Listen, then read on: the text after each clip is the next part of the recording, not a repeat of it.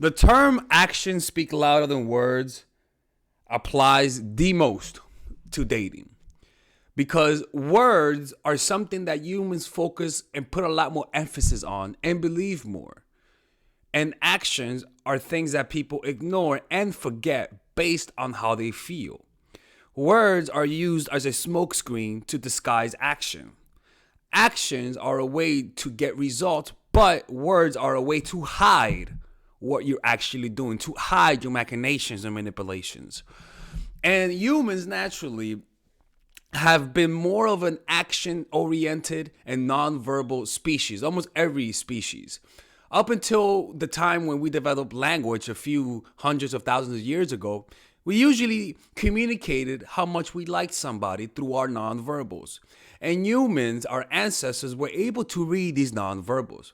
But we have relied, because of the gift of rational thought, we have relied on our thinking to interpret reality and have stopped relying on our eyes and observing people's reactions and learning to interpret them properly.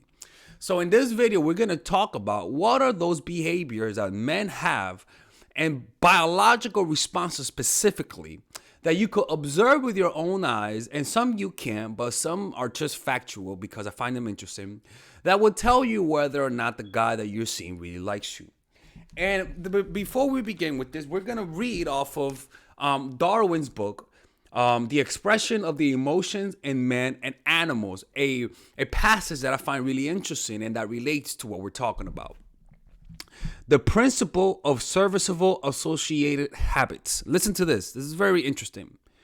Certain complex actions are of direct or indirect service under certain states of the mind. In other words, there are certain actions that arise when we have a certain state of mind: anger, depression, love, in order to relieve or gratify certain sensations, desires, and etc. In other words, I like you so much that I need to behave this way to release the tension because I can't tell you how much I like you verbally. And whenever the state of mind is induced, however feebly, there is a tendency through the force of habit and association for the same movements to be performed, though they may not be the least of use. An example is like a dog when he takes his shit, he just kicks even though he's doing it on pavement, right? Why? Because over millions of years, that behavior was beneficial for dogs. So it just cannot be erased all of a sudden. It's the same thing with attractions and signs that somebody likes you. There are some behavior that we have learned through thousands and thousands and millions of years, actually, to be honest with you, going back to our hominids that were in trees, that we still have to this day, even if it has no use. Some actions ordinarily associated through habit with certain states of mind may be particularly repressed through the will, like not trying to show somebody that they like you. And in such cases, the muscles which least under the separate control of the will are most liable to still act. Like some of the signs we're going to talk about, like pupil dilation or the way that you hear moaning, right? Causing movements we recognize as expressive. In certain states, in certain other cases, the checking of one habitual movement requires other slight movements, right? Now, let's talk about the principle of antithesis. This is very interesting. So now that we know this, right, there are some behavior that have been literally passed down in our genes through generations upon generations of Homo sapiens that we have inherited from them, and that is unchanging and everlasting and crosses the boundaries of all cultures. So these signs that we will talk about transcend every aspect of humanity, transcend every aspect of culture. But listen to this. This is very important. The principle of antithesis. Certain states of mind lead to certain habitual actions, which are of service as under our first principle. Okay, like signs that somebody likes you. Now, when a directly opposite state of mind is induced, like when somebody doesn't like you, there is a strong and involuntary tendency to the performance of movements of directly opposite in nature, though these are no use. And such movements are in some cases highly expressive, like when somebody likes you, they text you a lot. When somebody doesn't like you, the behavior, they don't text you that much. When somebody likes you, they like to be close to you. When somebody doesn't like you, they like to be away from you. That's the antithesis. When somebody's happy, they're more relaxed. Then when somebody's sad, they're more internal, right? The opposite emotion elicits the opposite behavior and body language, right? So let's talk about what those are. The first one is the sound of a woman moaning. Depending how much the guy likes you is how much he's gonna like the sound of you moaning, right? I'm thinking about whether or not I should say that, but yeah, I'm not even gonna say what I was gonna say, right? But imagine that I'm getting a blowjob from a girl that I don't find attractive. All right, as an example, as a very far off example, right? Let's just say that happened in the history of humanity. I'm like, bitch, you better shut the fuck up. I don't like the way that sounds, and that's happened to me, right? So it's kind of like when a guy does not find you attractive, your moans. And the funny thing is, I can't find research on this. I cannot find research on this, but I'm talking about from my experience. All right, your moans are unattractive. It sounds like somebody's going like that on the fucking car on the school board, like chalkboard. That's what it sounds like, right? The sounds of a moan is unattractive because it happens when it's like hearing your parents have sex or your siblings have sex. You're gonna be, ugh, disgusting. But let's just say it's the same moan, same pitch, same vibration, even same sound. But the person you're hearing is a woman or a man you find, particularly for men, or is a man that you find attractive. It's a woman you find attractive as a man, right? You're gonna like the way that sounds. In fact, it might even turn you on. It's the same thing, right? When a guy finds you attractive, he's gonna like the way your moans sound, right? So that's the first one. The second one, and I found that out because don't ask why. And this is interesting, right? This is interesting, right? Because women do this when they like the guy, right? And that's after sex. You know how some women wrap their legs around the guy, right? And the guy can feel the poom poom in his leg. If a guy finds you attractive, he's gonna want you to do that. If a guy doesn't find you attractive, he's gonna be like, get your poom poom out of my fucking head leg. What the hell are you doing, bitch? He's not gonna tell you that, but he'll get away from you. He does that's a sign that he doesn't find you attractive or he doesn't have that kind of chemistry with you, right? So after sex, if you try to wrap your leg around him, right, where he could feel your poom poom in his leg, if he finds you attractive, he's gonna keep you there. If he doesn't find you attractive, he's gonna find a way to get you out of him. You know what I'm saying? And again, these are signs that I've noticed in my life. These are the first two signs are things that I have a hard time finding research on, but I'm pretty confident that's how most guys feel. Third one, there's more research on the third one. Eyes are focused on you, right? A guy will literally look at you. And the reason why that is because there's something called the reticular activating system. And that's the part of your brain that focuses on what it deems to be of evolutionary value. Whatever you feel gives you value as a person. Like seeing food, all of a sudden you might be talking to your friends and then you see food walk by and you're like, oh, and everybody focuses on the food, right? Or in the Matrix where, for example, a perfect example is in the Matrix, right? Let me show you. Let me see what Matrix, woman in the red dress. Right? Let me show you the scene right here, right? I don't want to get demonetized. Right? Where is it? Right? He was watching everything. Let me show you. He was looking at everything and notice what he focuses on. Reticular activating system. Boom. That's a reticular activating system. Right?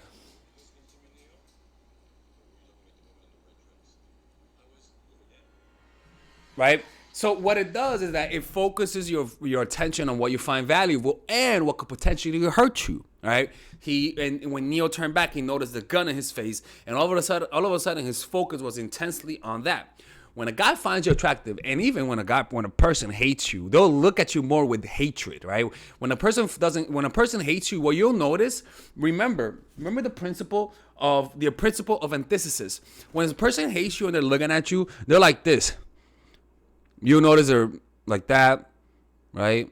They're just looking at you. Their eyes squint a little bit, right? There's a lot of pressure on their face, right? But then if they notice you looking at them, what they'll do is that they'll just look away and or even just put a fake smile on. Now, what's the antithesis of that? Liking somebody. From this to mouth opens a little bit, eyes get more relaxed, right? Nostrils get more relaxed, body gets more relaxed, body gets a little bit more open. When you're hating somebody, you're looking at them like this, motherfucker. But when you like somebody, you're more relaxed. Like, you even go like that, right? When you hate somebody, you're more stiff. Your neck is stiff, right? The principle of antithesis. But now, you're more relaxed. You're looking, right? So that's one thing. Reticular activating system. A guy will just literally look at you more. And this happens a lot when I'm on a date with a woman and she's a catfish and she's like a 300-pound gorilla. And I'm like, fuck. She's not the person who I thought she was, right? She's in a wheelchair when I thought she walked. That happened one time. My God, right? What happens is that you look away a lot. Like, you don't even look at the bitch. Like, you just like, I don't want to look at you. Like, like I'd rather drink as much as I could, right? To not look at you, right? Father Alex, man, you are evil. Get out of here, Melissa. Don't tell me what to do, right?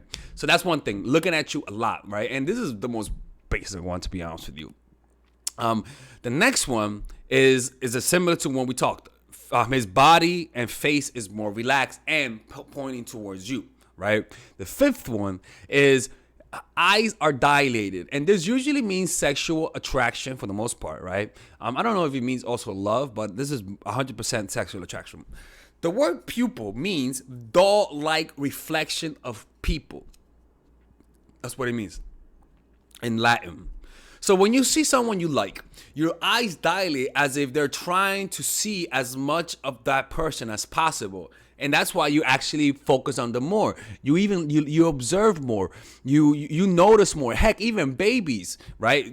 Silly babies will focus. If there's an ugly motherfucker and a good-looking person, the baby will look at the good-looking person a lot more. And if you want to know how attractive you are, have a baby judge you, and a baby will tell you if you're ugly or not. Seriously, a baby will focus more on the person who's more attractive. Like, I'm not kidding with you. Like, babies are amazing at finding out who's good-looking or not, right? At least they're useful for something. So they look at the person as much as possible. In this process, your body's automatic nervous system plays a great part in the uncontrollable pupils dilation, which controls the muscles of the irises and makes your pupil dilate when you see someone you like. This is an involuntary biological response. Besides this, pupil dilation is also related to sexual excitement and arousal. This also happens when you see food that you like, or even when you see a drug, like a drug that gets you high. You look at it and you're like, oh, the cocaine, right? I don't do cocaine, by the way. It's also related to sexual attraction, which stimulates the pupil to expand to make you focus and heighten your attention, right? And that's what happens, right? You just focus more. You're paying attention because you're seeing something that provides value to you, right? And the next one is that he has similar to a drug, right? Similar to a drug. When you're addicted to a drug, because love and addiction are in the same part of the brain, right? It produces the same chemical reactions. Literally the same high that you feel when you're on drugs is the same high that you feel, and you neurochemically react the same. So you're obviously also going to have the same symptoms. Loss of appetite when you're around that person. You're more relaxed. You're less irritable. Time flies faster. You experience time dilation, right? Right, but also your attention is more intense, but also you have withdrawal symptoms when you're away from them. So if somebody likes you and you leave them for like a day or even like a week, depending on how much they like you is depending on how much they're going to withdraw from you. So some of the signs of somebody withdrawing from you, like I said many times before, by the way, is that they text you a lot, they call you a lot, they want to see you as soon as possible. Anytime a motherfucker has patience with you about, it's okay, baby, I'm willing to wait another week to see you. If he's not butthurt about the fact that he has to wait another week to see you, it means he's not addicted to you, i.e., he doesn't like you that much yet. All right? Now, let's read some other signs that somebody likes you, and I've read this. The part where I read about the pupil dilation was from a website, and I'm going to post it, which I found I really liked it. It's called ankyrelations.com. I'm going to put it down there, right? So let me show you what some the other ones are. These are biological signs. Your pupils, your lips part. This is especially true for women. So your mouth's open more, I suppose. Alex, we know exactly what you're trying to say, motherfucker. Stop it with the perverted shit. Get out of here, Melissa. Okay? Stop assuming I'm saying some shit. You have... I'm sorry, people. I'm sorry. I guess I'm a perv. I'm sorry, all right? I really am. Like, I'm trying to be serious here, man. You have raised eyebrows and your nostrils are flared. Not in an angry manner, though, right? Your eyebrows are raised, like... And I think your eyes are just on the side. I mean, you go like that, too. You touch your face often when you're speaking to that person. It's almost like you're grooming yourself, right? And this is actually one of those behaviors that we had when we were apes, right? We groomed ourselves. We groomed the ones that we liked, right? And we groom ourselves to make sure that we look nice, right? And so we kind of still have that residual behavior from our ancestors, which is really interesting. Women play with their hair. Men will smooth their hair or ruffle it, depending on the hairstyle they're wearing for the day. It's a subconscious way of making themselves appear better to the other person, right? So it's kind of when you don't like the person, you're not going to get ready too hard. You're not going to put too much effort. But when you like the person, you'll notice they put a lot of effort for the most part. You tilt your head often when you're listening to that person. You laugh and giggle frequently at that person or what that person says. Why? Because when somebody likes you, it's not because you're funny, okay? It's not because you're funny, but because they're reacting to your value. The higher value the person sees in you, the more they'll laugh. The more they'll laugh for your joke. It's a way for them to say, hey, I like you, in a way. You adjust your socks. Again, your body is sending that person's subconscious thoughts that you need to appear your best in front of him or her. You sit with your back arched, a way to accentuate your curves as well as to emphasize your breasts. You have a tendency to show off, and you do it only to impress that person, which means you are into him. And that happens to me, right? When I talk to a person that I like, I tend to talk about the good things about me. When I don't like the person, I tend to hide the good things about me so this bitch don't fucking like me that much.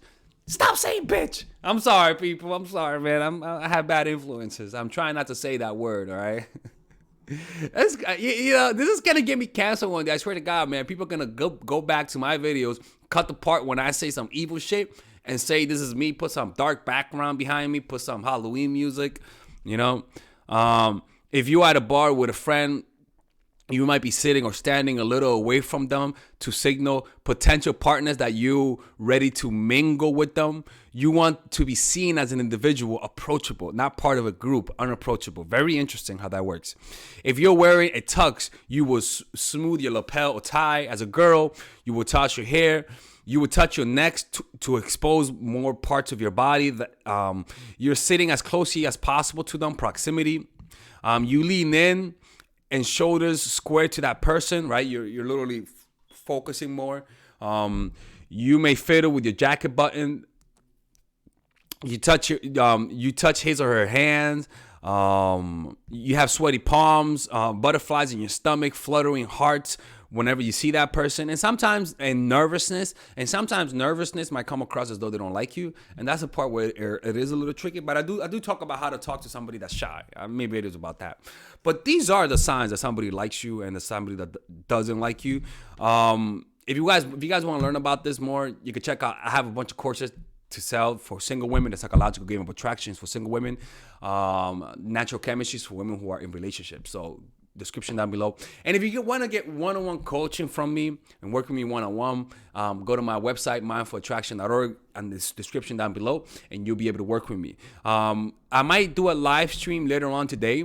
And everybody knows, if you want to watch my live streams that I replay, you have to become a member of my YouTube channel or become a Patreon member. There you can watch videos that I post there exclusively and that I don't post anywhere else. It's like my other YouTube channel for you guys, okay? All right, ladies, I'll see you guys in the next video, and stay toxic. All right, ladies and gentlemen, so I want you guys to check out my new course called Nice Girl. It's available for purchase right now, okay? This course I specifically made for women who consider themselves nice, for women who are too forgiving, for women who let other people guilt trip them easily, for women who always give people the benefit of the doubt but always end up getting played. This course will teach you about people's actual manipulations, about the strategies that people use to extort from you, to take from you without you getting anything in return. Because nice people are in abundance in the world. And nice people, unfortunately, if they allow their nature to guide their lives, they will become bitter because they'll end up seeing that their niceness never leads to anything. So the goal of being a nice person is to get people to like you, but sometimes that has actual backward effects. Like it actually creates what you're trying to avoid. So this course would teach nice girls how to get what they want through being more assertive, how to express themselves, how to not get played, how to identify manipulation, how to reverse manipulation. So if you're somebody who's always had that consistently in their lives, who are always people pleaser, who are always being passive aggressive, this course would teach you how to communicate all of those things that you want to communicate with people without getting played. Okay, I'll teach you how to be more assertive. I'll teach you how to identify disrespect, because when you're a nice person, you have a hard time understanding when people are being disrespectful because you're seeing the world through insecurity. You want to be liked, and so when somebody doesn't like you, you sort of twist it around in a weird way. So I show you how to see disrespect. I show you how to stand up for yourself. I show you how to deter aggressors. I show you how to avoid sending signs of weakness, and how to send signs of strength. Right? And I even show you a meditation on how to become more assertive. Check it out. It's a course that it's not a super long course because I made it that length for a reason. I don't want to overburden you with too much information. This is just straight to the point. If you watch this course, you will get the results. This is not a 5-hour course. Okay, this is like a 2.5-hour course. So I think it's 2 hours or something like that. And the reason why that is because it's straight to the point. Okay, so if you watch that course, do what the videos say. You will over time overcome your niceness. Okay, purchase it now. In the description down below, you'll see where it says purchase Nice Girl. It's only $99, and there's a 30-day money back guarantee. No questions asked. You'll get your money back. Okay, because if you don't get it back, I'm closing the channel. That's for sure. All right, so I'll see you guys inside, and I hope you guys enjoy that course.